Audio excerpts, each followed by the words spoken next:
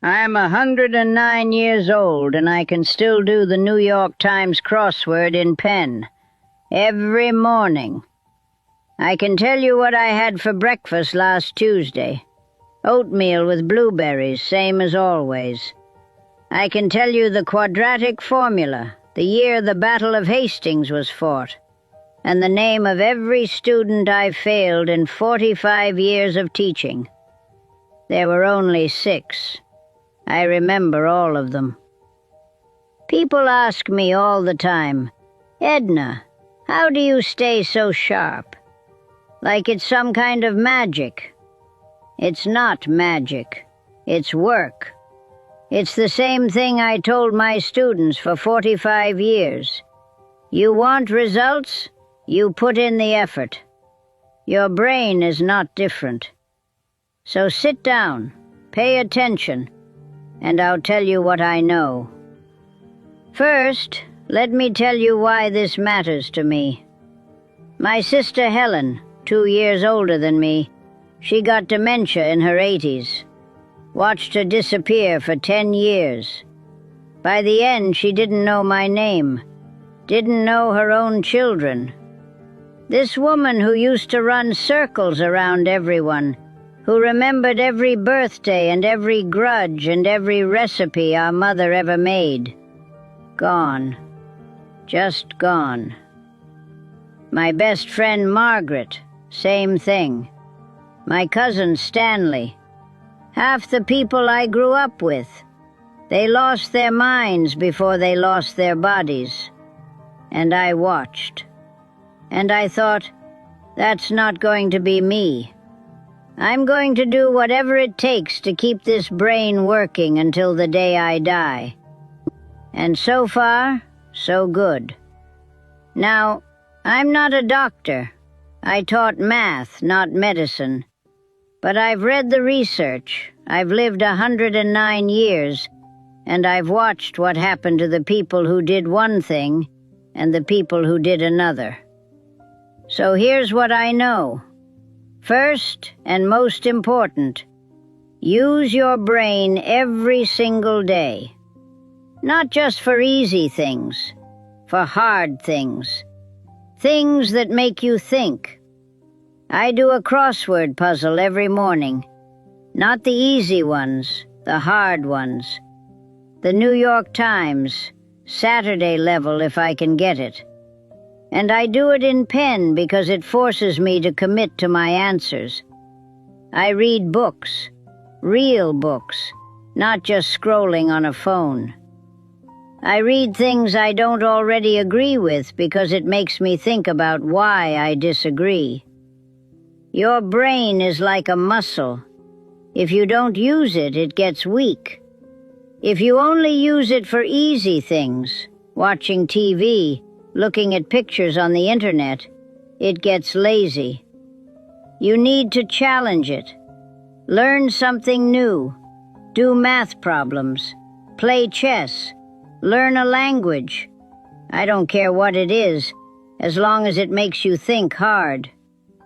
My sister Helen, God rest her soul, she retired at 60 and never opened another book. Watched television all day. Stopped doing anything difficult. And 10 years later, she couldn't remember her own name. Coincidence? I don't think so. Second, don't isolate yourself. I know, people are annoying. Believe me, I know.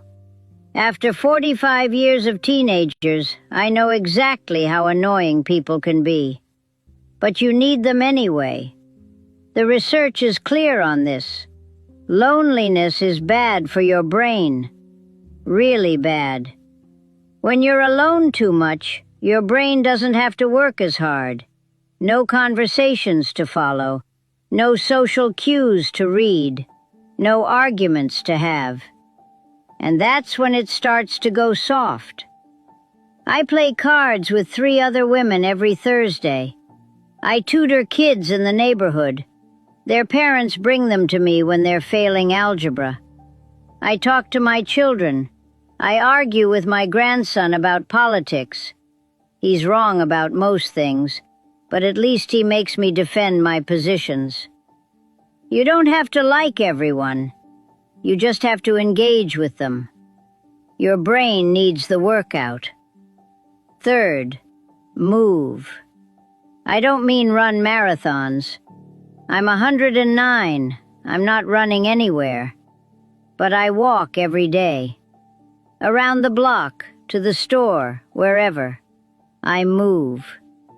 There's something about physical movement that's good for the brain. Gets the blood flowing up there.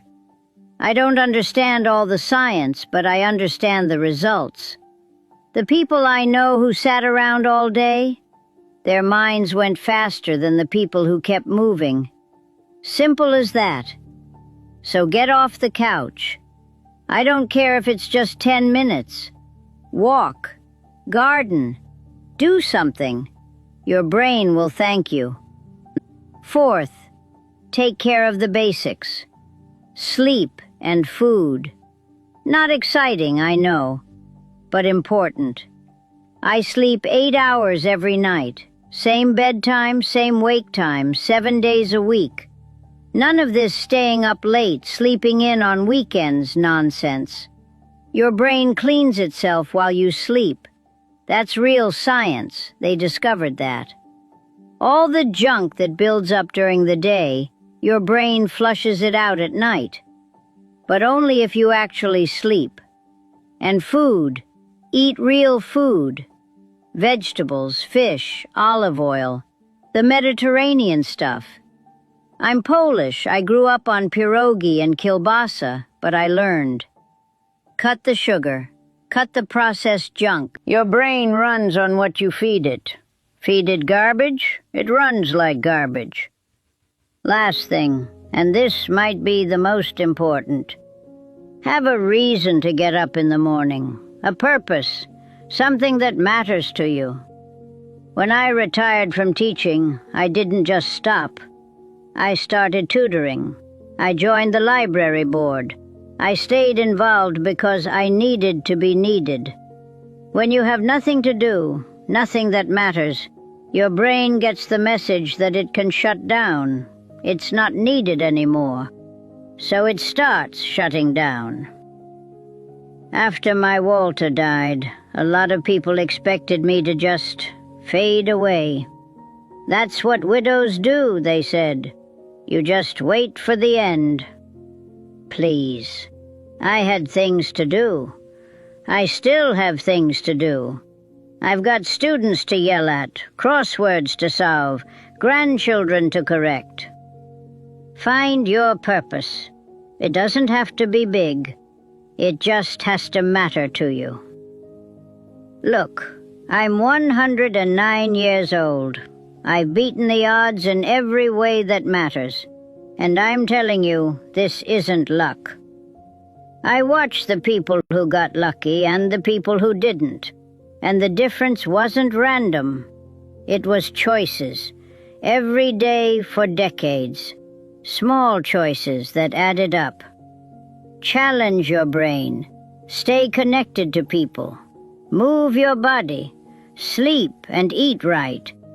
Have something to live for. It's not complicated. My students always wanted some trick, some shortcut. There aren't any. There's just doing the work, every day, whether you feel like it or not. That's true for calculus, and it's true for keeping your brain. I've got maybe a few more years, maybe not even that. But however long I've got, I'm going to be here for it. All the way. Clear-eyed and sharp-tongued until the very end. Now, if you'll excuse me, I've got a puzzle to finish. 43 across is giving me trouble. Go do your homework.